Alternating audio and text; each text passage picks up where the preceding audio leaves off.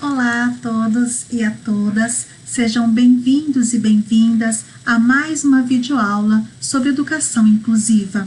E o tema de hoje será altas habilidades e superdotação, baseado no artigo da professora Maria Amélia, que é pós-doutora da Universidade Federal de São Carlos. O artigo da professora Maria Amélia nos traz que, historicamente, a escola caracterizou-se por ser excludente, privilegiando determinados grupos em detrimento de outros. Infelizmente, essas atitudes acabou legitimando as nossas políticas e as nossas práticas educacionais. O resultado disso, a exclusão, ela infelizmente, em alguns momentos na contemporaneidade, ainda ocorre. Nós tivemos aí a Declaração de Salamanca, que no âmbito internacional, ela foi um movimento da escola inclusiva que ela ganhou força. Em 1994, foi elaborada com o propósito de preconizar a escola para todos, sem discriminação, em ambiente integrado, trazendo uma proposta de uma não exclusão ou integração, mas uma inclusão escolar, ou seja, o direito à escola para todos. Nós tivemos também a Lei 7.000, o Decreto 7.611 de 2011 e a Lei Federal 12.796 de 2013, que elas trouxeram revisão e atualização para a nossa LDB 9394/96, dizendo que o público-alvo da educação especial, quem eram? Eram as pessoas, quem são? São as pessoas com deficiência, com transtornos globais do desenvolvimento, com altas habilidades e superdotação. Então, hoje, quando nós falamos em educação especial, nós também falamos de atendimento educacional especializado, não só para as crianças com deficiência, mas também para as crianças que têm os transtornos globais e as crianças que são superdotadas, possuem altas habilidades.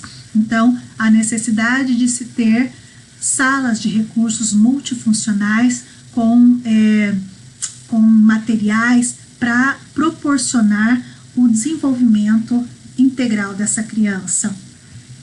Em que período que essa criança vai ter esse atendimento educacional especializado, Em que nível escolar? Em todos, desde a educação básica, que perpassa a educação infantil, ensino fundamental e médio, até o ensino superior, ela tem esse direito. E quais são os objetivos desse atendimento educacional especializado?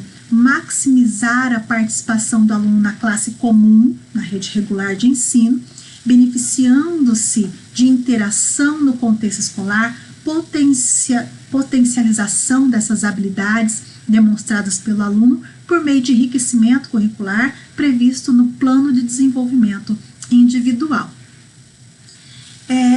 O que o texto traz também dessas altas habilidades da superdotação são as características, como identificar essas características e metodologias que podem ser trabalhadas com as crianças ou adolescentes que seja percebido que tem as altas habilidades ou superdotação. Quais são as definições e a caracterização para as altas habilidades e superdotação? No Brasil existe uma diversidade de termos que define essa nomenclatura, como altas habilidades, superdotação, pessoa precoce, prodígio, genialidade, dotação e talento. Mas os documentos oficiais, eles trazem como AH de altas habilidades e SD de superdotação. Quais são as características dessas crianças com altas habilidades e com superdotação? Normalmente são crianças com senso de humor muito bom, introversão, são crianças que questionam tudo, questionam a autoridade, com necessidade de estimulação mental, elas gostam de desafios, são crianças perfeccionistas, são perseverantes, elas estão sempre constantes naquilo que elas começam e vão até o final. Então, Freitas e Pérez apontam que o Brasil tem mais de 2,5 milhões de alunos com altas habilidades e superdotação matriculados nas escolas de ensino fundamental e médio, de acordo com as estimativas da Organização Mundial de Saúde. No entanto, ainda é um desafio para a sociedade, principalmente para os profissionais da educação, identificar e avaliar o aluno com altas habilidades e superdotação. Por quê? Primeiro, falta de uma cultura de identificação, falta de conhecimento suficiente por parte dos profissionais da escola para essa identificação, falta de avaliação e identificação de interesses e falta de buscar parcerias com entidades especializadas e voluntárias para auxiliar e para entender esse processo. Então, como identificar as crianças com altas habilidades? Então, existem testes psicométricos, escala de características, observação direta do comportamento dessa criança, avaliação do desempenho, questionários, entrevistas com a família, com os professores, dentre outros. Então, de acordo com as pesquisas, na pré-escola pode ser observado se essas crianças têm superdotação, se elas têm altas habilidades.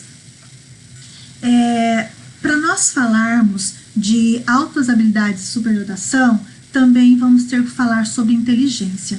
E aí o artigo nos traz duas propostas de duas teses sobre as inteligências, como que isso funciona. Nós temos as múltiplas inteligências do Hal Gardner, que ele vai falar que nós temos 8 inteligências: a musical, a espacial, intrapessoal, naturalista, lógica, que é a lógica matemática, a linguística, interpessoal e a corporal.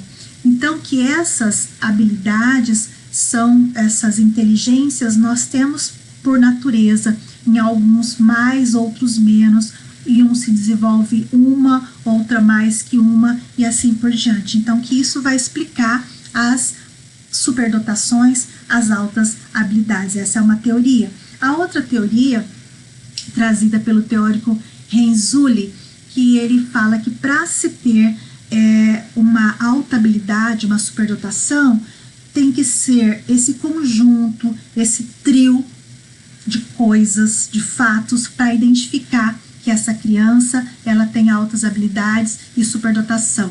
Então, uma habilidade acima da média, criatividade e envolvimento com a tarefa. Então, tendo essas 3 propostas, que isso traz a característica da criança com altas habilidades e superdotação. Quais são os principais métodos utilizados para se trabalhar com crianças com altas habilidades e superdotação?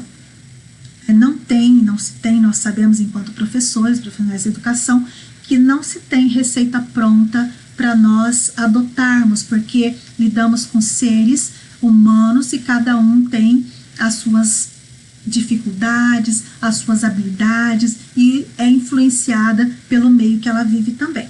Mas tem alguns métodos que são hoje mais utilizados, que são os agrupamentos, a aceleração e o enriquecimento. Os agrupamentos colocar crianças heterogêneas no seu dia a dia para elas trabalharem em conjunto para uma ajudar no desenvolvimento da outra.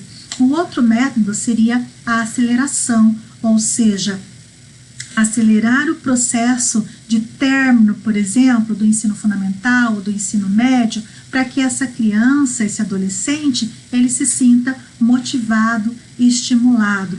E o enriquecimento. O enriquecimento seria um outro método utilizado, onde se utilizaria propostas de projetos, propostas de atividades desafiadoras, interessantes, para que essa criança se sentisse envolvida e se desenvolvesse também nesse processo educacional. E o artigo também nos traz a importância do projeto político-pedagógico na escola, né, a preocupação que a equipe gestora, junto com a sua comunidade escolar, deve ter em elaborar um projeto político-pedagógico para a escola, o famoso PPP, que seja para atender todos com igualdade, né? Então, trazendo metodologias, currículos, adaptados, estratégias para trabalhar também com essas crianças, tanto com as crianças que têm as altas habilidades, a superdotação, como as crianças que têm a deficiência ou a criança com transtornos globais.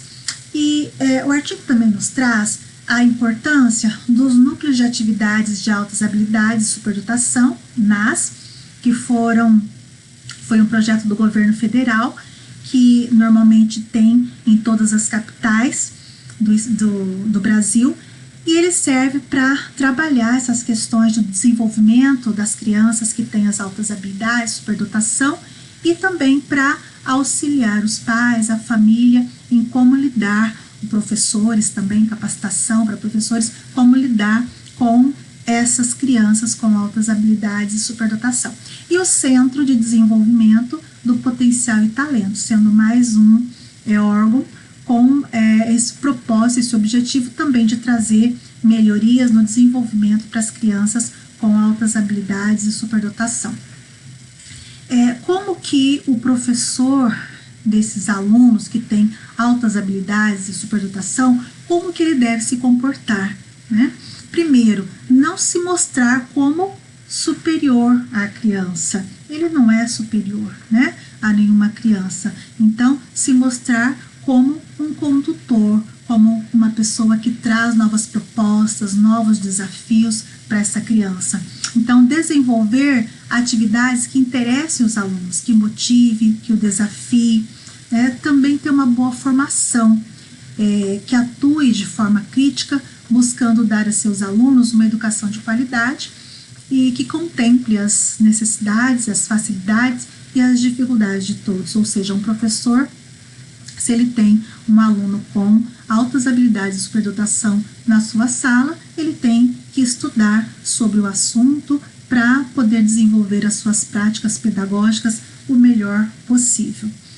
Então, por hoje é só. Eu agradeço a atenção e até a próxima.